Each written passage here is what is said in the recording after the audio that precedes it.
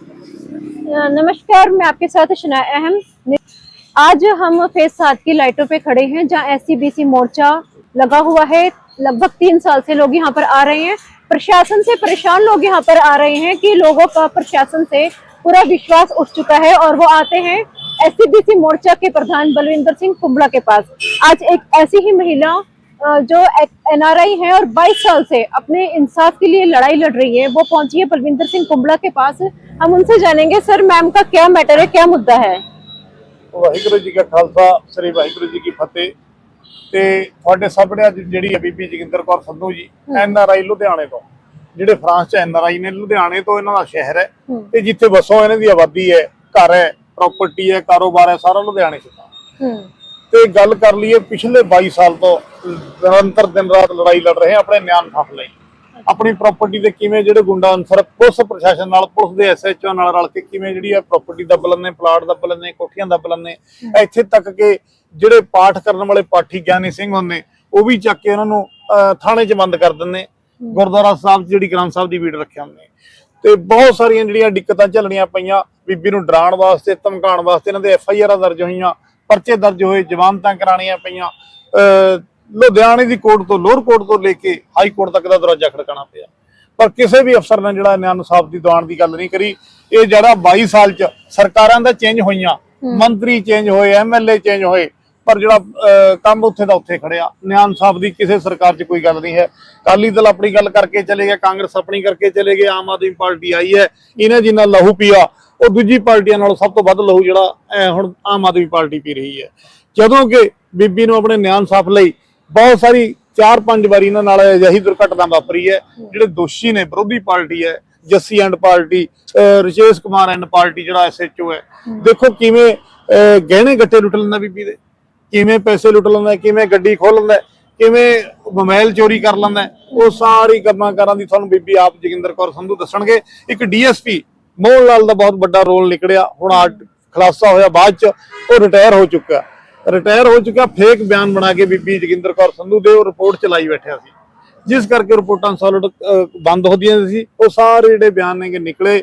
ਹੁਣ ਕੋਰਟ ਤੋਂ, ਲੁਧਿਆਣੇ ਤੋਂ ਕੋਰਟ ਤੋਂ ਆਰਡਰ ਹੋਣੇ ਸੀਪੀ ਲੁਧਿਆਣੇ ਨੂੰ ਵੀ ਜਿਹੜਾ ਮੋਹਨ ਲਾਲ ਡੀਐਸਪੀ ਆ ਉਹਦਾ ਰਿਕਾਰਡ ਪੇਸ਼ ਕਰੋ, ਕਿੱਥੇ ਕਿੱਥੇ ਸਰਵਿਸ ਕਰੀ, ਉਹਦੇ ਕੀ ਕੰਪਲੇਂਟਾਂ, ਕੀ ਦਰਖਾਸਤ, ਉਹਦਾ ਕੀ ਰਿਕਾਰਡ ਹੈ। ਪਰ ਬਹੁਤ ਹੀ ਦੁੱਖ ਦੀ ਗੱਲ ਹੈ, ਹਾਸੋਹੀਣੀ ਗੱਲ ਹੈ ਵੀ ਇੱਕ ਪੁਲਿਸ ਨੇ, ਪੁਲਿਸ ਪ੍ਰਸ਼ਾਸਨ ਨੇ ਇਹ ਹਾਈ ਕੋਰਟ ਆਪਣਾ ਜਾ ਕੇ ਲੁਧਿਆਣਾ ਕੋਰਟ 'ਚ ਬਿਆਨ ਦਿੱਤਾ ਵੀ ਉਸ ਡੀਐਸਪੀ ਦਾ ਕੋਈ ਸਾਡੇ ਕੋਲ ਰਿਕਾਰਡ ਹੀ ਨਹੀਂ ਹੈ, ਜਦ ਕਿ 40 ਸਾਲ ਨੌਕਰੀ ਕਰਕੇ ਰਿਟਾਇਰ ਹੋਇਆ। ਉਹਨੂੰ ਬੈਨੀਫਿਟ ਦੇ ਆ ਤਾਂ ਕਿ ਪੂਰੀ ਜਿਹੜੀ ਪ੍ਰੋਪਰ ਫਾਈਲ ਤਿਆਰ ਹੁੰਦੀ ਹੈ ਇੱਕ ਮੁਲਾਜ਼ਮ ਦੀ, ਉਹਦਾ ਹਰ ਸਾਲ ਦਾ ਜਿਹੜਾ ਐਗਰੀਮੈਂਟ ਲੱਗਦੇ ਆ, ਹੋਰ ਹੁੰਦੇ, ਪੂਰਾ ਰਿਕਾਰਡ ਹੁੰਦਾ। ਪਰ ਦੇਖੋ ਹੁਣ ਪੁਲਿਸ ਜਿਹੜੀ ਹੈਗੀ ਜਦੋਂ ਫਸਦੇ ਦਿਖੇ ਤਾਂ ਉਹ ਰਿਕਾਰਡ ਦੇਣ ਤੋਂ ਵੀ ਜਵਾਬ ਦੇ ਗਏ। ਤੇ ਅਸੀਂ ਇਹਨਾਂ ਦੀ ਪਿਛਲੇ 10-12 ਸਾਲ ਤੋਂ ਪੂਰੀ ਜਿਹੜੀ ਹੈਲਪ ਕਰ ਰਹੇ ਨੇ, ਮਦਦ ਕਰ ਰਹੇ ਹਾਂ। ਬੀਬੀ ਸਾਡੇ ਨਾਲ, ਅਸੀਂ ਜਿੱਥੇ ਵੀ ਕਹਿੰਦੇ ਹਾਂ ਉਹਦਾ ਪੂਰਾ ਸਹਿਯੋਗ ਦਿੰਦੇ ਹਾਂ। ਤੇ ਜਿਹੜੀ ਪ੍ਰਾਪਰਟੀ ਛੜਾਈ ਹੈ ਉਹ ਬੀਬੀ ਨੇ ਆਪਣੀ ਹਿੰਮਤ ਵੀ ਕਰੀ ਹੈ, ਐਡਵੋਕੇਟ ਸੀਗੀ, ਹਿੰਮਤ ਵੀ ਹੈ, ਸਾਡੀ ਲੋਕਾਂ ਦੀ ਹਿੰਮਤ ਵੀ ਹੈ ਤਾਂ ਕਿ ਇਹਨਾਂ ਨਾਲ ਕੁਛ ਨਾ ਕੁਛ ਰਿਲੀਫ ਇਹਨਾਂ ਨੂੰ ਦਵਾਈ है।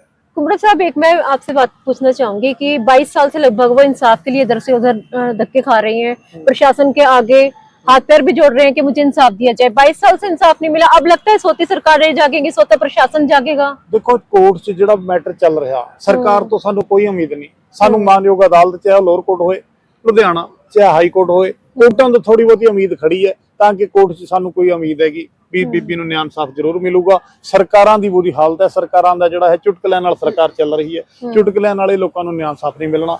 ਧੰਨ ਜਿਗਰਾ ਇਸ ਬੀਬੀ ਦਾ ਜਿਹਨੇ ਇਸ ਉਮਰ 'ਚ ਜਿਹੜਾ अपना हौसला नहीं हारिया, हौसला नहीं छड्डिया। न्याय इंसाफ दी लड़ाई है, जंग है, जारी है। तो 78 साल की एक महिला जोगिंदर कौर संधू अब मौजूद है हमारे साथ में। उनसे हम जानते हैं कि मैम लगभग 2 दशक हो गए हैं आपको इंसाफ के लिए भटकते हुए। उम्मीद है कि अब कुछ होगा। और अब क्या क्या आपके साथ हुआ, आप अपने शब्दों में बताइए। मैम इतना 22 साल का जो ट्रेजेडीज हुई उसको हम एक्सप्लेन नहीं कर सकते। वो मैंने जर लिया जैसे जैसे भी। पहले मुझे धक्का लगता था ये क्यों हो रहा है, अब नहीं। अब पता चल चुका है कि जो पुलिस प्रशासन है यही सब कुछ कर रहा है। तो फिर हम लोग इनके पीछे फाइलें लेके भागते रहे, कभी सीएम के, कभी डीजीपी साहब ने कुछ एक टाइम बचाने की कोशिश भी की लेकिन नहीं बचा सके। सीएम ने ऑर्डर किए, कोई फायदा नहीं होया। हाई कोर्ट तो ब्लैंकेट बेल हुई उसी की, SHO ने पाड़ के सुट दी। दुख उस वेले लगा मैम जब एक औरत अपने रास्ते जा रही है, SHO ने मिल के मैम 49 मिनट उस SHO को बह के एक्सप्लेन करके फिर मैं ਜਦੋਂ ਅਸੀਂ ਵੀ ਹੁਸ਼ਿਆਰਪੁਰ ਦੇ ਪਿੱਛੋਂ ਜਦੋਂ ਮੈਂ ਜਲੰਧਰ ਬਾਈਪਾਸ ਕੋਲ ਗਈ ਉੱਥੇ ਮੇਰੀ ਗੱਡੀ ਰੋਕ ਗਈ। मेरे गहने कैश मोबाइल सब कुछ खो लिया, मेरी फाइल को ली। आप अकेले थे उस वक्त? ड्राइवर सी ना, ड्राइवर था साथ में? एक्चुअली मेरा बेटा आया सी बाहरों, लेकिन ਜਦੋਂ ਇਹਨੇ ਸਾਡੇ ਘਰੇ ਖੰਡ ਪਾਠ ਸੀਗਾ, ਜਦੋਂ ਇਹਨੇ ਸਾਡੇ ਪਾਠੀ ਚੁੱਕ ਲਿਆ SHO ਨੇ, ਮੈਂ ਫਟਾਫਟ ਆ ਕੇ ਉਹਨਾਂ ਦੀਆਂ ਜ਼ਮਾਨਤਾਂ ਕਰਾਈਆਂ, ਬੱਚੇ ਪਿੰਡ ਭੇਜ ਦਿੱਤੇ ਸੀ। ਮੈਂ ਬੱਚਿਆਂ ਨੂੰ ਲੈਣ ਚੱਲੀ ਸੀ ਪਿੰਡੋਂ ਤੇ ਇਹਨੇ ਰਸਤੇ ਤੋਂ ਮੇਰੇ ਮੋਬਾਈਲ ਵੀ ਖੋਲੇ। मैं बहुत ज्यादा मतलब कि इन्नी ज्यादा ट्रेजिडी कोई बर्दाश्त नहीं कर सकता। इन्हें सब कुछ खो के ते मैनू एक नाल दी चौकी च बंद करता। मैम मेरी ब्लैंकेट बेल च लिखिया है 7 दिन का नोटिस दिते बगैर in the presence of the lady police not in the evening time इन्हों तुसी बुलाना नहीं, इन्हें फाड़ के सुट दी। चलो एनीवे जो भी दुख मैं कटदी रही, डर भी लग्या कदी कदी, बट फिर हिम्मत करी। मैं डबल MA फॉरेन सर्विस की हुई है, मैं एजुकेशन यूनिवर्सिटी मनीला दी है, लेकिन सानू एक ही गल सिखाई हुआ कि डरना नहीं, झूठ नहीं बोलना, हक नहीं लड़ना। सो मैं अज तक मैडम हक नहीं लड़ती रही।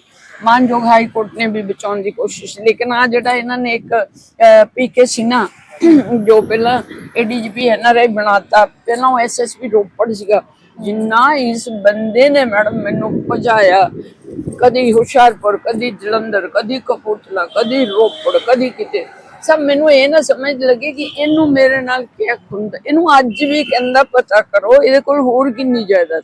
मैम असीं किहड़े स्मगलर आ, असीं तां NRIs अपना हैंड टू माउथ हाँ, कमाने आ, खाने आ, सोहनी जिंदगी है। 2 बेटियां एक बेटा, बेटा पुलिस ऑफिसर है, बेटियां अपने अपने घर है। हस्बैंड मेरे दी मैम डेथ हुई है 2017। इहराम ज़दे हटे ही नहीं, मुड़ के मैनू फसाई जान। मैं हस्बैंड नू पहला हार्ट अटैक आया, फिर दूजा आया, नहीं हटे। चलो ਜਦੋਂ मेरी फैमिली नू नहीं इन्होंने बख्शा, मैं भी नहीं इन्होंने बख्शूंगी। मैं कल जाऊंगी DGP नू पूछूंगी भी आ जेड़ा तू DIG NRI को तू रिपोर्टां बनाईयां सद मेरे सामने, झूठ बोलदा हो। ਉਹੀ ਅਮਰਦੀਪ ਰਾਏ ਜਿਹਨੇ ਸਾਨੂੰ ਇਨਸਾਫ ਦਿੱਤਾ ਸੀ, ਜਿਹਨੇ ਵਿਰੋਧੀਆਂ ਤੇ ਪਰਚੇ ਦਰਜ ਕੀਤੇ ਸੀ, ਉਹ ਇਹਨੂੰ ਕੀ ਕਰਨ ਨੂੰ ਪੁੱਛਦਾ ਸੀ? ਉਹਨੂੰ ਤਾਂ ਸਾਰੀ ਗੱਲ ਦਾ ਪਤਾ। अभी किन किन अधिकारियों से मिले हो, सरकार में किससे मिले हो आप ऑफिसर्स से? मैं सबसे मिलती हूँ जब मैं जाती हूँ ना। CM साहब तक पहुंचाई अपनी बात? मैम CM साहब दे 2007 दे ऑर्डर मेरे को उस तो बाद ये नहीं मिलते, भगवंत बादल नहीं मिलते। उस तो बाद वो जेडे कौन से CM मिले थे, किसके ऑर्डर है? ये हैं प्रकाश सिंह बादल के। अच्छा। हम 37 आदमी पेश पे थे कि हम लोग लूटे हुए हैं, उसने हेल्प की। मेरे को उसने लेटर दिया कि तू DGP को मिले। मैडम बहुत कॉम्प्लिकेटेड है। उनके ऑर्डर के बाद क्या रवैया रहा प्रशासन का? CM के ऑर्डर के बाद CM साहब ने भेज दिता लुधियाना वाले सानू पीछे पीछे फेरते रहे, कुछ नहीं किया। ਉਹਨੂੰ ਲੁਕਾਉਂਦੇ ਆ, ਜਿਹੜਾ ਉਹ ਥਾਣੇਦਾਰ ਜਿਹਨੇ ਮੈਨੂੰ ਲੁੱਟਿਆ ਹਰ ਇਨਕੁਆਰੀ ਚ ਉਹਨੂੰ ਲੁਕਾਉਂਦੇ ਆ। ਮੈਂ ਕਹਿੰਨੀ ਆ ਉਹਨੂੰ ਮੇਰੇ ਫੇਸ ਟੂ ਫੇਸ ਲਿਆਓ, ਝੂਠ ਬੋਲਦਾ। ਮੈਡਮ ਮੇਰੇ ਤੇ ਪਰਚਾ, ਮੈਂ ਮਾਲਕ ਆ। ਜੱਜ ਨੇ ਵੀ ਇਹ ਗੱਲ ਕਹੀ, ਕਹਿੰਦਾ ਇਹ ਜੋਗਿੰਦਰ ਕੌਰ ਸੰਧੂ ਤਾਂ ਮਾਲਕ ਹੈ, ਇਹਨੂੰ ਕਿੱਦਾਂ ਤੁਸੀਂ ਪਰਚਾ ਦਰਜ ਕੀਤਾ? और जसविंदर जस्सी जो कि खुद ही मैडम, मैं देखो दिस मैन ये थानेदार कैमरे के सामने दिखा दीजिए। हाँ जी,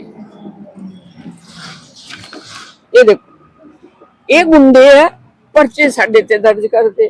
क्यों मैडम? आपको लगता है कि 22 साल तो आपको हो गए हैं इंसाफ के लिए गुहार लगाते हुए, अब मिलेगा इंसाफ? प्रशासन पे विश्वास है अभी आपको? मैडम देखो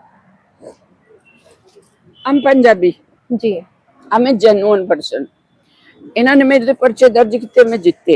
मैं इन्होंने 11 करोड़ की डेफोमेशन कोर्ट च पाई।